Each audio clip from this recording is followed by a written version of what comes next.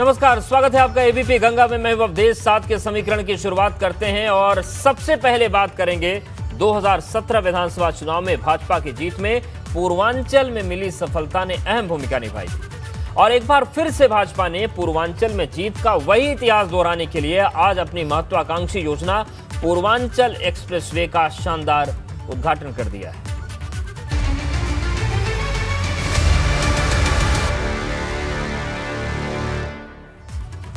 प्रधानमंत्री नरेंद्र मोदी ने आज पूर्वांचल एक्सप्रेसवे के तौर पर यूपी को बड़ी सौगात दी। सुल्तानपुर पहुंचे पीएम मोदी ने पूर्वांचल एक्सप्रेसवे का उद्घाटन किया और इस दौरान कार्यक्रम स्थल पर मुख्यमंत्री योगी, यूपी की राज्यपाल आनंदीबेन पटेल के अलावा तमाम मंत्री, नेता और सुल्तानपुर से भाजपा सांसद मेनका गांधी भी मौजूद रहीं। पीएम मोदी वायुसेना के हरक्यूलिस विमान से पूर्वांचल एक्सप्रेसवे पर पहुंचे। यहां पर सीएम योगी आदित्यनाथ और राज्यपाल आनंदीबेन पटेल ने पीएम का स्वागत किया और इसके बाद पीएम मोदी उद्घाटन स्थल के मंच पर पहुंचे, जहां पर सीएम योगी ने पीएम का स्वागत किया। पीएम मोदी के साथ मंच पर सीएम योगी के साथ राज्यपाल आनंदीबेन पटेल भी मौजूद रहे। इसके बाद प्रधानमंत्री ने रिमोट का बटन दबाकर पूर्वांचल एक्सप्रेसवे का विधिवत उद्घाटन किया। इस दौरान पूर्वांचल एक्सप्रेसवे से जुड़ी फिल्म भी प्रदर्शित की गई।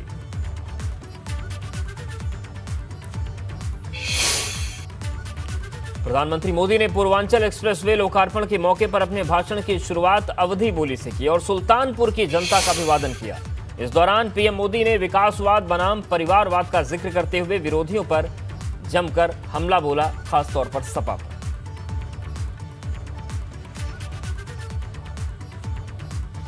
1857 के लड़ाई में यहाँ के लोग अंग्रेजन का छठी का दूध याद देवाय दे रहे।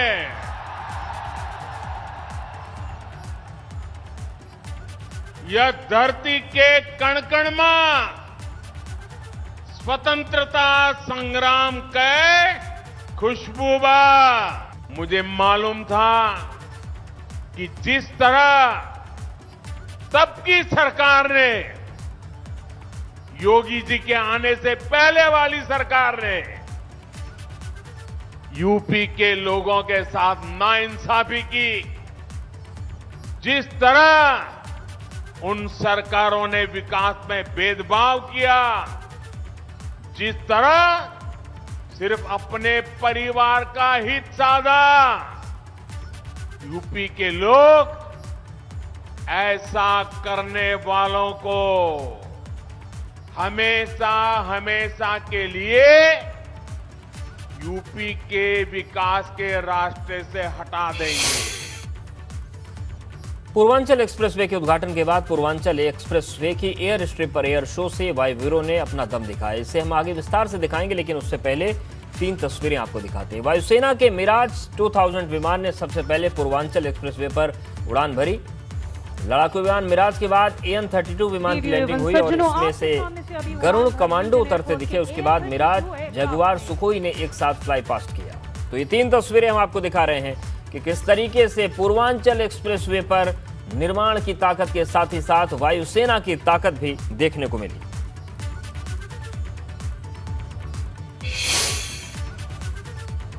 और अब आपको दिखाते हैं पूर्वांचल एक्सप्रेसवे के एयर स्ट्रिप पर मिराज विमान के टचडाउन की तस्वीर, जो किसी को भी रोमांच से भर देगी, क्योंकि इस लड़ाकू विमान ने किसी सामान्य रनवे नहीं बल्कि एक्सप्रेसवे पर बने एयर स्ट्रिप पर टचडाउन किया था। यह तस्वीर, तो सबसे पहले मिराज ने ही टचडाउन किया था।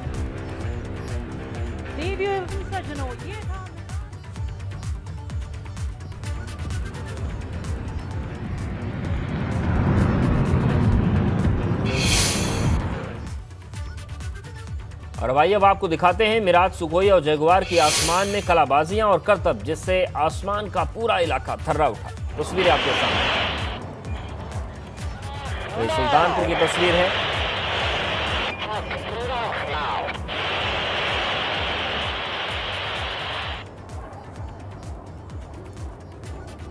जिसके पायलट हैं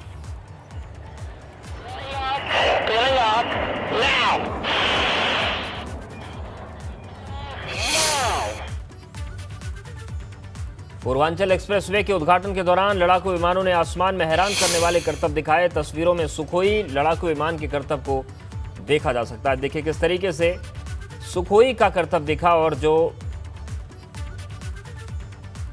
ये शानदार मशीन कही जाती है वो दीदार सुल्तानपुर के लोगों को मिला।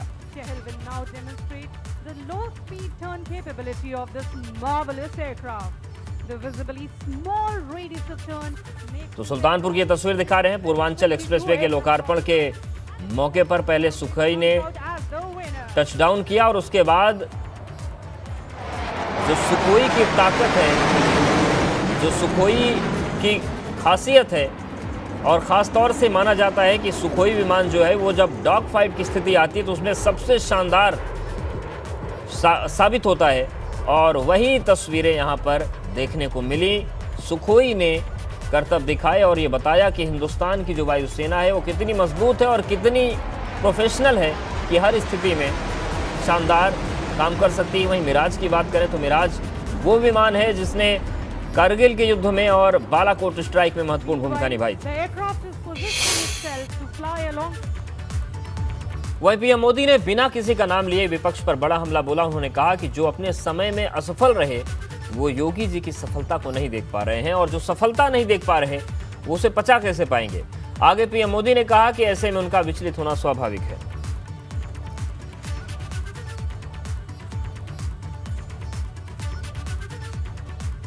साथियों, डबल इंजन की सरकार के जब ऐसे डबल लाभ मिलते हैं तो उन लोगों का मैं देख रहा हूं आपा खो रहे हैं, क्या क्या बोले जा रहे हैं। उनका विचलित होना बहुत स्वाभाविक है।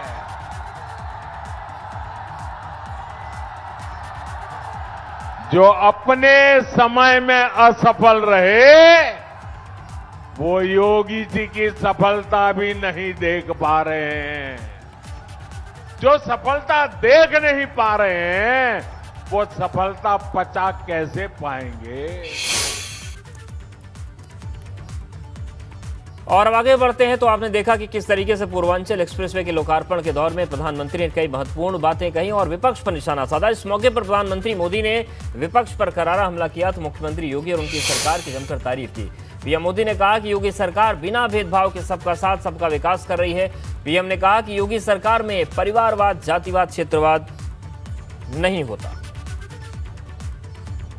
मुझे खुशी है कि आज योगी जी की सरकार बिना भेदभाव, कोई परिवारवाद नहीं, कोई जातिवाद नहीं, कोई क्षेत्रवाद नहीं, सबका साथ सबका विकास इस मंत्र को लेकर के काम में जुटी है। वहीं प्रधानमंत्री मोदी के संबोधन से पहले मुख्यमंत्री योगी आदित्यनाथ ने पूर्वांचल एक्सप्रेसवे से लेकर यूपी के विकास का बखान किया। इस दौरान सीएम योगी ने पीएम मोदी और उनके किए गए कामों की खूब सराहना।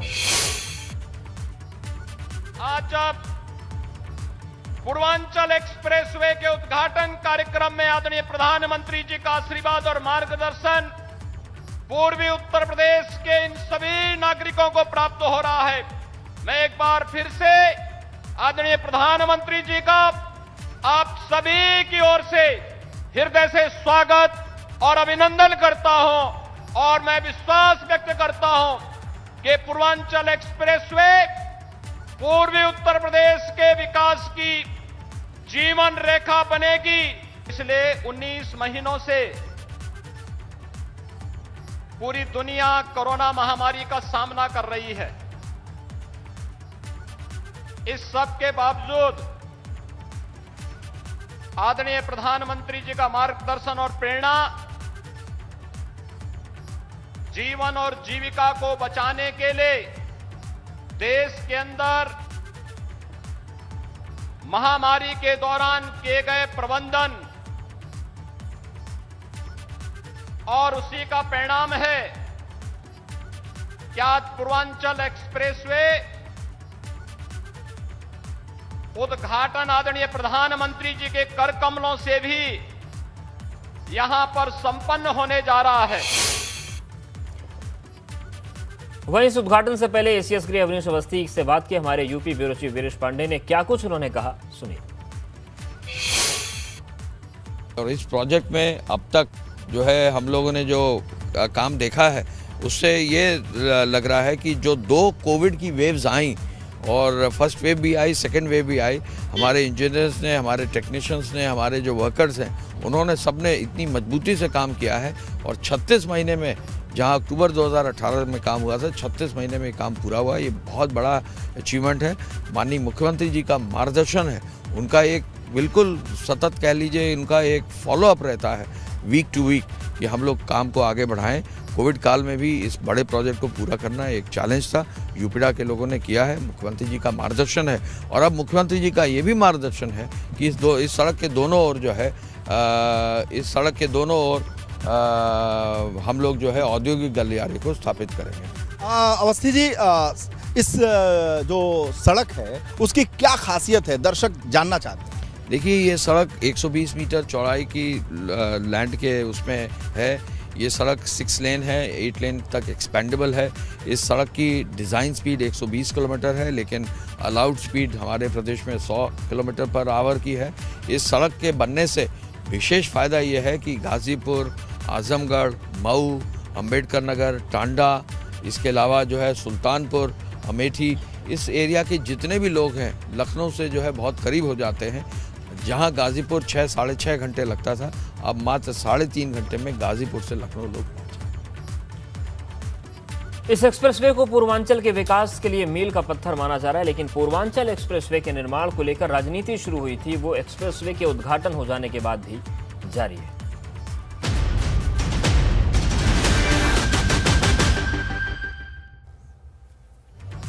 जब से पूर्वांचल एक्सप्रेसवे के उद्घाटन की तारीख तय हुई थी, तभी से समाजवादी पार्टी अध्यक्ष अखिलेश यादव ने इस परियोजना को लेकर यह कहते हुए योगी सरकार पर हमला बोल दिया था कि पूर्वांचल एक्सप्रेसवे परियोजना की शुरुआत उनके कार्यकाल में हुई थी।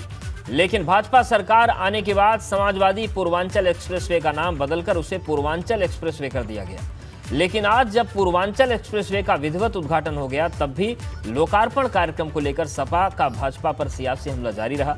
इसी के तहत आज समाजवादी पार्टी के विधायकों और कार्यकर्ताओं ने आजमगढ़ में पूर्वांचल एक्सप्रेसवे के लोकार्पण से पहले ही सांकेतिक उद्घाटन कर दिया और एक बार फिर कहा कि एक्सप्रेसवे अखिलेश यादव के मुख्यमंत्री काल में शुरू हुई परियोजना थी, जिसे भाजपा ने बदल दिया। वहीं कांग्रेस ने इस मुद्दे पर सपा और भाजपा दोनों पर चुटकी लेते हुए कहा कि दोनों दलों में श्रेय लेने की होड़ मची, जबकि असली लड़ाई सिर्फ कांग्रेस लड़ रही है।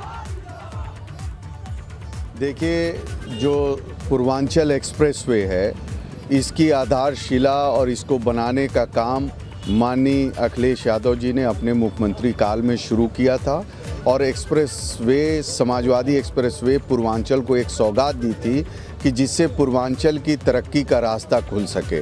भाजपा सरकार लगातार माननीय अखिलेश यादव जी के कामों पर अपना मोहर लगाकर अपना नाम कर रही है, इनकी कोई सोच नहीं है। देखिए, ये होड़ मची हुई है और नूरा कुश्ती चल रही है सपा और भाजपा में। आप जानते हैं, दमन के खिलाफ, अन्याय के खिलाफ, किसानों के मुद्दों को लेकर, नौजवानों के मुद्दों को लेकर, महिला सुरक्षा के मुद्दों को लेकर कांग्रेस का कार्यकर्ता सड़कों पर संघर्ष कर रहा है, इस सरकार का मुकाबला कर रहा है। अखिलेश जी तो केवल चुनाव लड़ने आए हैं।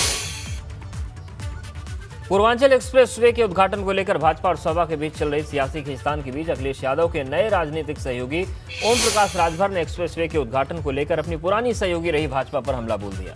ओम प्रकाश राजभर ने कहा कि भाजपा को डर है कि पूर्वांचल में उसका पत्ता साफ होने वाला है, इसीलिए आनन फानन में पूर्वांचल एक्सप्रेसवे का उद्घाटन कर दिया गया। ओम प्रकाश राजभर यही नहीं रुके, उन्होंने कहा कि योगी सरकार ने पूर्वांचल एक्सप्रेसवे के आसपास विकास की कोई योजना नहीं बनवाई और अब इस एक्सप्रेसवे के जरिए किसानों से टोल वसूली की जाएगी।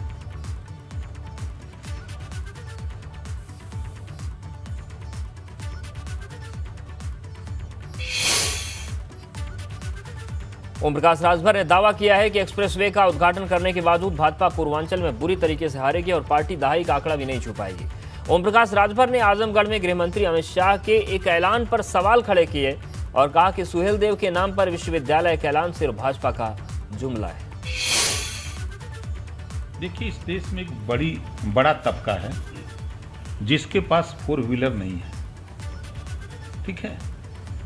वो उस सड़क के आसपास आज तक न कोई बाजार न कोई मंडी बनाने की सरकार की स्कीम है, कहीं नहीं है। और टोल का स्थिति ये है कि जितना फायदा होगा किसान सामान लेके जाएगा उतना तो टैक्स दे देगा, उसका टोल टैक्स लग जाएगा। तो ये जो उद्घाटन हो रहा है ना, ये सिर्फ वोट के जुगाड़ में, ये जान गए हैं कि उद्घाटन करो चिल्लाओ, नहीं तो अब पूर्वांचल में वोट नहीं मिलने वाला है।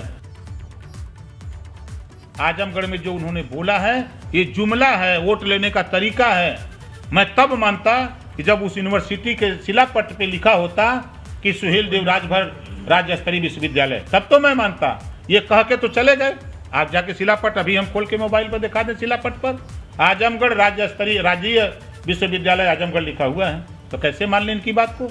ये जुमला बोलते हैं वोट लेने के लिए। बात उत्तर प्रदेश में कल होने वाली सियासी हलचलों और रैलियों की करते हैं।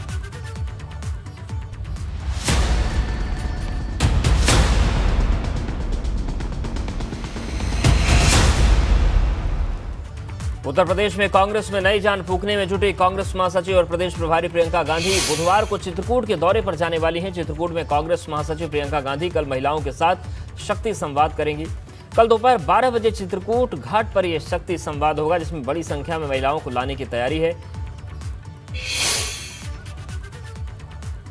और यूपी विधानसभा चुनाव में उत्तर प्रदेश नहीं बल्कि कई और क्षेत्रीय दल भी मैदान में उतरने की तैयारी में। इनमें ममता बनर्जी की तृणमूल कांग्रेस और बिहार की विकासशील इंसान पार्टी के बाद अब भाजपा की सहयोगी चिराग पासवान की लोक जनशक्ति पार्टी ने भी ताल ठोक दी है।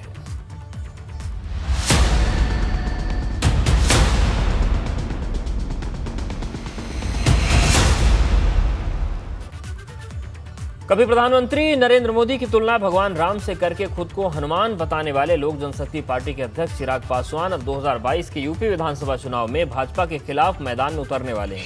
इसीलिए चिराग पासवान ने अभी से यूपी चुनाव की तैयारियों के मद्देनजर मुख्यमंत्री योगी आदित्यनाथ और भाजपा के खिलाफ मोर्चेबंदी शुरू कर दी है। आज चिराग पासवान बरेली पहुंचे, जहां पर उन्होंने उत्तर प्रदेश में पार्टी के चुनाव लड़ने का ऐलान किया। हालांकि चिराग पासवान ने इस बात का जवाब नहीं दिया कि लोक जनशक्ति पार्टी उत्तर प्रदेश में किसी पार्टी के साथ गठबंधन करेगी या अकेले चुनाव लड़ेगी, लेकिन इशारों में यह साफ कर दिया कि उत्तर प्रदेश में भाजपा के खिलाफ ही मैदान में उतरने वाली है।